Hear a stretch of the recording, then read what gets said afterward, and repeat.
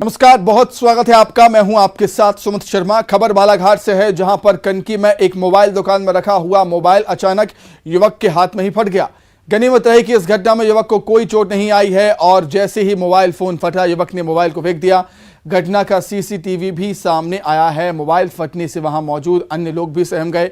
जानकारी के मुताबिक गाँव कनकी में बंटी लिलहारे की मोबाइल दुकान है, जो कि मोबाइल रिपेयरिंग का काम करता है। उसने बताया कि कस्टमर का फ़ोन आया कि मोबाइल की बैटरी चेंज करनी है। जैसे ही मोबाइल की बैटरी को निकाला गया, वैसे ही मोबाइल फट गया और उसने तुरंत मोबाइल को फेंक दिया, जिसकी वजह से कोई बड़ा हादसा होने से बच गया। आप तस्वीरों में देख सकते हैं किस तरीके से मोबाइल फटने के बाद उसमें अचानक से आग लग जाती है।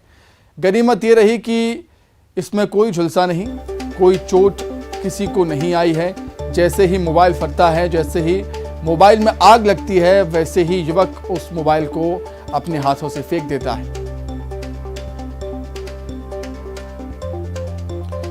एक कस्टमर अपने मोबाइल फोन की बैटरी चेंज करवाने के लिए दुकान पर लाया था, मोबाइल रिपेयरिंग की दुकान पर लाया था, और जैसे ही दुकानदार बैटरी को निकालता है, वैसे ही मोबाइल की बैटरी फट जाती है और उसमें अचानक से आग लग जाती है। जैसे ही आग लगती है मोबाइल में, दुकानदार मोबाइल को फेंकता है। गनीमत यह रही है कि कोई इस आग में झुलसा नहीं, किसी को कोई चोट नहीं आई।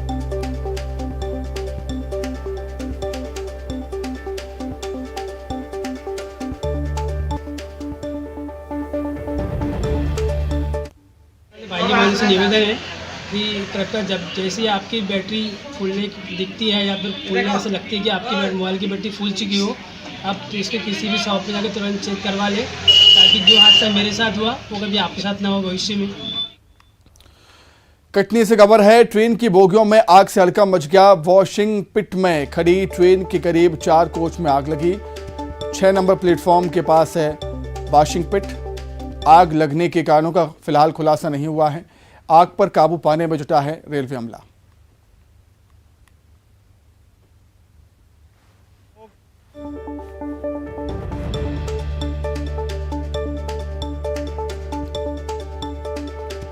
कटनी से खबर है, ट्रेन की बोगियों में आग से हड़कंप मच गया। वॉशिंग पिट में खड़ी ट्रेन के करीब 4 कोच में आग लग गई। 6 नंबर प्लेटफॉर्म के पास वॉशिंग पिट है, जहां पर आग लगी है।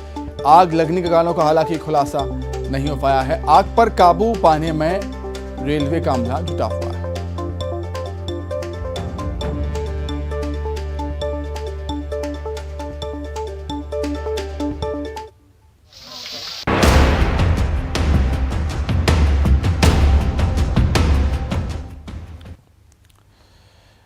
₹65,000 सैलरी, 300 करोड़ की संपत्ति। जबलपुर के एआरटीओ के भ्रष्टाचार के साम्राज्य का ईओडब्ल्यू ने खुलासा किया। एआरटीओ के आलीशान मकान में होम थिएटर, स्विमिंग पूल जैसी सुविधाएं मिली हैं। इसके साथ ही कई मकान और फार्म हाउस का भी खुलासा हुआ है। अपने रसूख के दम पर एआरटीओ ने कैसे काली कमाई का साम्राज्य खड़ा किया, रिपोर्ट में देखिए आप।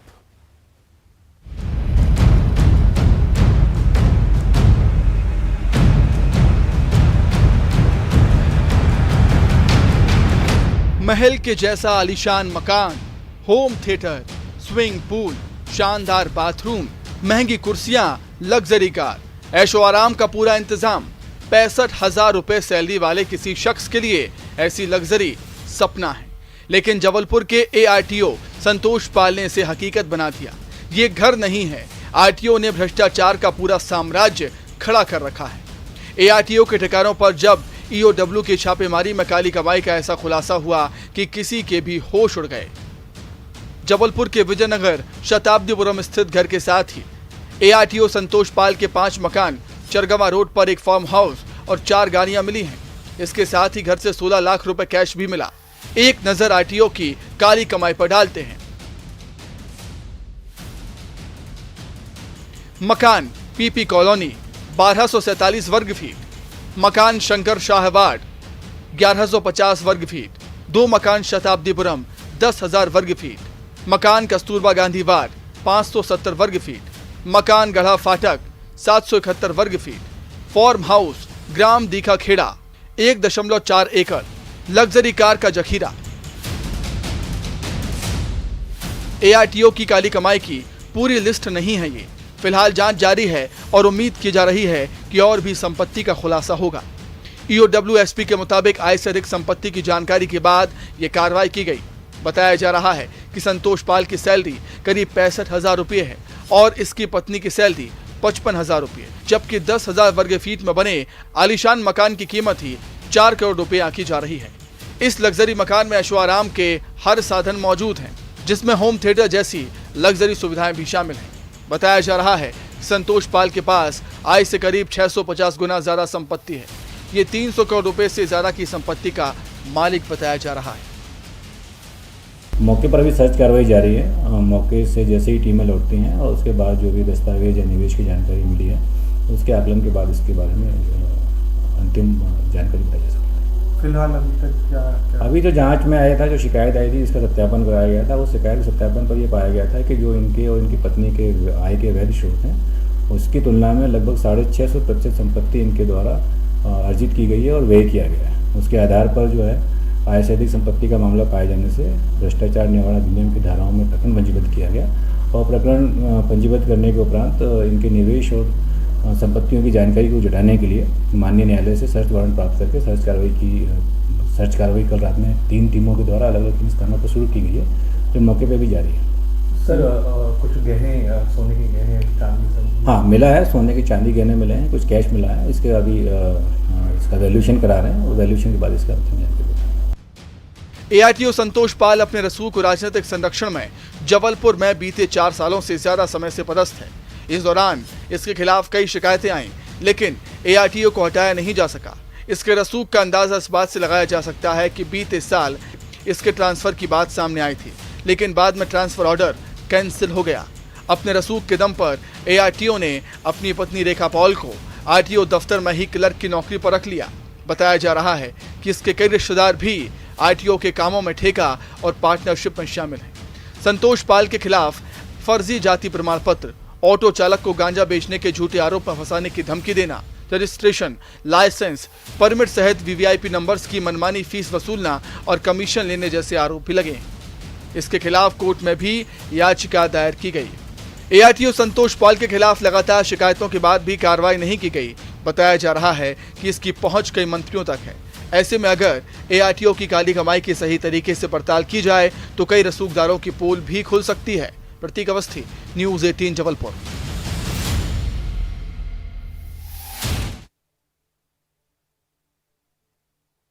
बीमारी की है उस मकान में महल जैसी लग्जरी है, सुविधाएं, ऐशो आराम के हर इंतजाम है। तस्वीरें आपको दिखाते हैं, तस्वीरें आप देखिए और खुद ही अंदाजा लगाइए। इन तस्वीरों में होम थिएटर है, स्विमिंग पूल है और इससे अंदाजा आप लगा सकते हैं और इससे अंदाजा लगाया जा सकता है कि पद पर रहते हुए एआरटीओ ने किस कदर भ्रष्टाचार किया।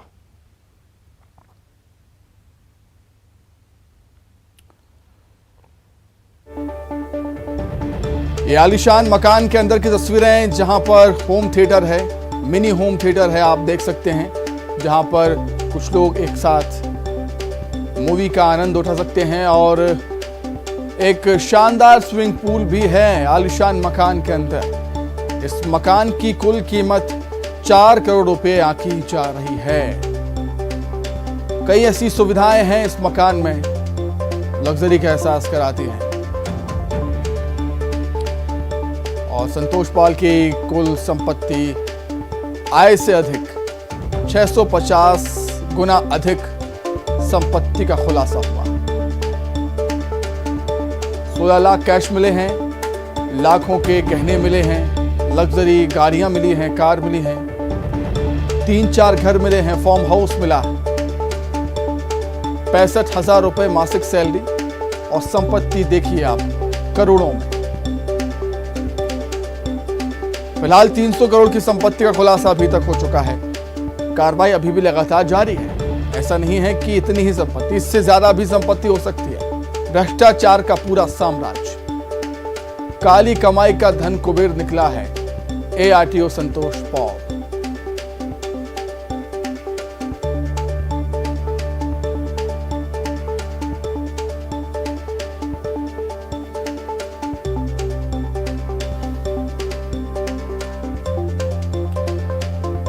तो चलिए ज्यादा जानकारी के लिए दो अलग अलग जगहों से अलग अलग सहयोगी हमारे साथ जुड़ गए हैं। राजधानी भोपाल से अनुराग श्रीवास्तव और जबलपुर से पवन पटेल हमारे साथ इस समय जुड़े हुए हैं। सबसे पहले संस्कारधानी जबलपुर का रुख कर लेते हैं, पवन पटेल वहां पर मौजूद हैं। पवन, फिलहाल क्या कुछ जानकारी है? हालांकि जैसे जैसे जांच आगे बढ़ेगी परत दर परत कई और राज खुलेंगे। पवन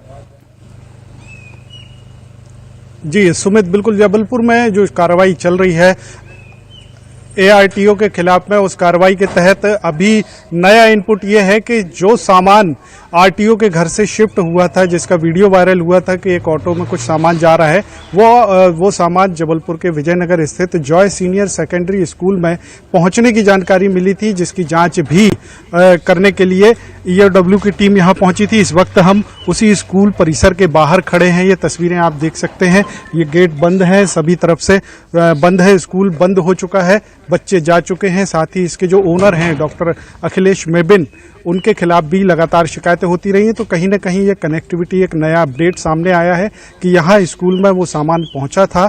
साथ में ये भी बताया जा रहा है कि उसमें कैश होने की भी संभावना है कि कैश भी यहाँ पर पहुंचाया गया। हालांकि EOW ने अभी तक यह स्पष्ट नहीं किया है कि यहाँ पर उन्हें क्या मिला है, लेकिन जांच करने के लिए टीम आई थी, ये बात सार्वजनिक की जा चुकी है। तो एक नया इनपुट है। और इसके साथ ही EOW की टीम में जो है वो 3 टीमें कल जांच कर रही थी, जो अब बढ़ाने की तैयारी की जा रही है कि संभवतः और भी जो ठिकाने हैं या जो करीबी हैं RTO संतोष पॉल के, उनके यहाँ पर भी संभवतः टीम पहुंचेगी और उनकी संपत्ति की भी जांच की जाएगी। तो निश्चित है कि आने वाले समय में कुछ और इनपुट मिल सकेगा। जो जानकारी हमारे सामने आई थी कि 300 करोड़ रुपए की संपत्ति होने की संभावना है। चल अचल संपत्ति जबलपुर के बाहर भी इनकी बताई जा रही है कि मंडला में भी इनकी कोई संपत्ति इन्होंने खरीदी है, जहां हॉस्पिटल बनाने की तैयारी है। तो ये तमाम इनपुट्स हैं जो हमारे पास सामने आ रहे हैं, लेकिन अभी तक EOW की तरफ से इनकी पुष्टि नहीं की गई है। वो भी इन सभी जानकारियों की जांच कर रही है और इनके साक्ष्य जुटाने का प्रयास कर रही है। तो माना जा सकता है कि ये सिर्फ धन कुबेर नहीं है, इनके साथ साथ और भी कई लोग इस पूरे नेक्सस, संभव हो सकता है कि एक नेक्सस, एक ग्रुप चल रहा हो जो इस तरह के काम करता हो और इस तरह की संपत्तियों को अर्जित करके अपने आय के स्रोत बढ़ा रहे हैं, निजी संपत्तियां बढ़ा रहे हैं और इनके खिलाफ में कार्रवाई नहीं होती है। ये सबसे बड़ा सवाल खड़ा होता है, क्योंकि ये एक दिन में कमाई हुई संपत्ति नहीं है। बिल्कुल, कई सालों से ये इनका जरिया बना होगा। जी जी, ठीक है पवन, मैं लौटूंगा आपके पास। राजधानी भोपाल से अनुराग जुड़े हुए, अनुराग का भी रुख कर लेते हैं। अनुराग, पिछले कुछ दिनों से हम देख रहे हैं कि मध्य प्रदेश में चाहे वो EOW हो, IT हो या ED हो, इन तीनों संस्थाओं की दबिश लगातार जारी है। उन धन कुबेरों पर शिकंजा कसा जा रहा है जिन्होंने काली कमाई की है या गलत तरीके से धन अर्जित किया है। और अगर हम इस मामले में देखें, जबलपुर में जो हुआ है, पॉल के यहाँ पर छापा पड़ा है, उस पर हम कह सकते हैं कि कहीं ना कहीं प्रशासन के संरक्षण और राजनीतिक संरक्षण के बिना ये शायद संभव ना हो।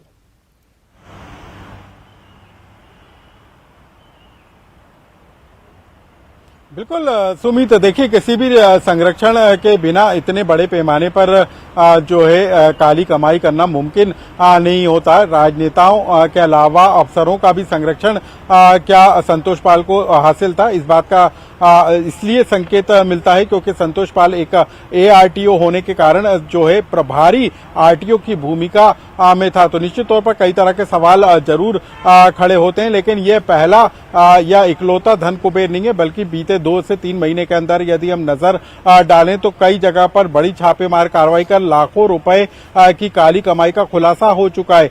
कुछ दिन पहले भोपाल में ही चिकित्सा शिक्षा विभाग के एक बाबू हीरो केसवानी के घर पे छापा पड़ा था, तब भी लाखों की नकदी और कई जेवरात और आलीशान बंगले और लग्जरी लाइफ स्टाइल के सबूत मिले थे। इसी तरीके से ग्वालियर में भी बीते दिनों एक संविदा शिक्षक के यहाँ छापेमार की कार्रवाई की गई थी, उसमें भी 27 स्कूलों का मालिकाना उसका निकला था और कई तरह की लग्जरी लाइफ स्टाइल भी उसके पास से देखने को मिली थी। इसके अलावा कांग्रेस के एक विधायक के यहाँ भी जब छापे की कार्रवाई हुई थी तो उसमें भी बड़े पैमाने पर जो है काली कमाई के सबूत निकल कर आए थे। तो कर चोरी से लेकर काली कमाई तक के जो कारनामे हैं वो मध्य प्रदेश में निकलकर सामने आ रहे हैं और यही एक वजह है कि यदि प्रदेश में बड़े पैमाने पर काली कमाई के जो अधिकारी हैं वो कहीं ना कहीं काली कमाई करते हुए नजर आ रहे हैं। तो कुल मिलाकर जिस तरीके से कार्रवाइयां हो रही हैं वो ये साफ तौर पर जाहिर कर रही हैं कि मध्य प्रदेश में चाहे राजस्व हो, परिवहन विभाग हो या दूसरे अन्य विभाग हो, वहां पर बड़े पैमाने पर गड़बड़ियां हो रही हैं, भ्रष्टाचार हो रहे हैं और उस भ्रष्टाचार के बूते पर जो अफसर हैं वो काली कमाई का एक आशियाना खड़ा करने की कोशिश कर रहे हैं। सुमित। बिल्कुल अनुराग, मैं आपके पास लौटूंगा। पवन, मैं आपके पास आना चाहूंगा। जिस तरीके से न्यूज़ 18 ने हमने वो वीडियो दिखाया जब संतोष पाल को पहले ही छापेमारी की खबर लग गई थी और उसने अपनी कुछ सामानों को दूसरी जगह शिफ्ट किया है, तो ये भी हैरान करता है कि पहले से ही रेड किया, छापा पड़ने की जानकारी संतोष पाल को लग गई।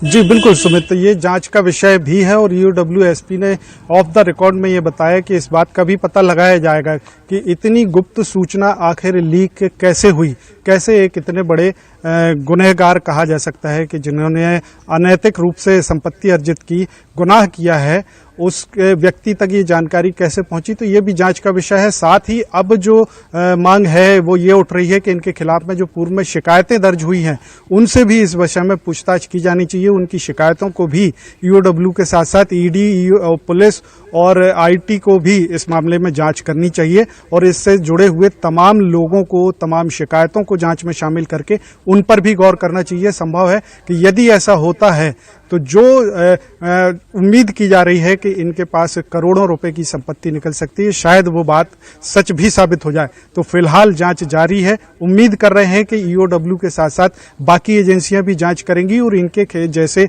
जो इन्होंने संपत्ति अर्जित की है वो संपत्ति का खुलासा हो, शासन को जो राजस्व का चूना लगाया है उसका खुलासा हो, लोगों का जो शोषण किया है वो उसका खुलासा हो और इनको इनके कर्मों की सजा मिल सके। बिल्कुल अनुराग, आपने इससे पहले जिक्र किया था कि राजधानी भोपाल में भी दो जगहों पर कार्रवाई हुई है ईओडब्ल्यू, ईडी की, आईटी की, और चिकित्सा विभाग में वो था जिसके यहाँ पर छापा पड़ा। और अभी हम देख रहे हैं कि ये परिवहन विभाग का मामला है, एआरटीओ के यहाँ पर छापा पड़ा है। तो मध्य प्रदेश में ऐसे कई विभाग हैं जिनके जो बड़े बड़े पदों पर बैठे अफसर हैं वो कई ऐसे अफसर होंगे जो काली कमाई दबाकर बैठे होंगे अभी भी।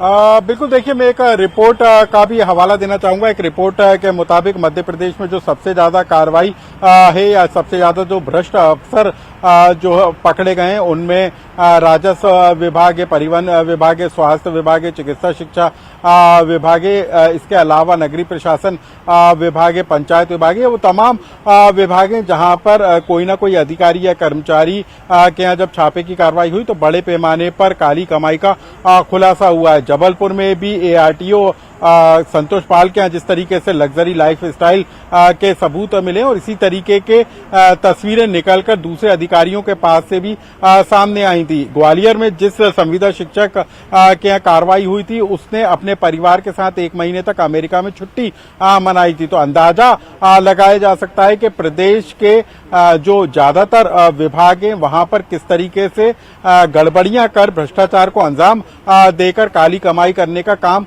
किया जा रहा है। हालांकि जिस तरीके से कार्रवाई की जा रही है, बीते दिनों जो कार्रवाई हुई है वो बता रही है कि यदि किसी तरीके से काली कमाई कोई करता है या उसके सबूत मिलते हैं तो उनको बख्शा नहीं जाएगा और इसी तरीके की तस्वीरें अब निकलकर सामने भी आ रही हैं। तो बीते कुछ दिनों में ईओडब्ल्यू की तरफ से जो कार्रवाई हुई है उनमें कई प्रकरण ऐसे निकल कर आए जो सीधे सरकारी सेवा से जुड़े हुए अधिकारी कर्मचारी रहे जिनके खिलाफ ये कार्रवाई की गई है। तो अंदाजा लगाया जा सकता है कि मध्य प्रदेश में सरकारी विभागों में किस तरीके का घालमेल किया जा रहा है और किस तरीके से लोगों की गाड़ी कमाई पर जो अफसर और कर्मचारी हैं वो कहीं ना कहीं काली कमाई कर अपना घर भरने में लगे हुए हैं। सुमित।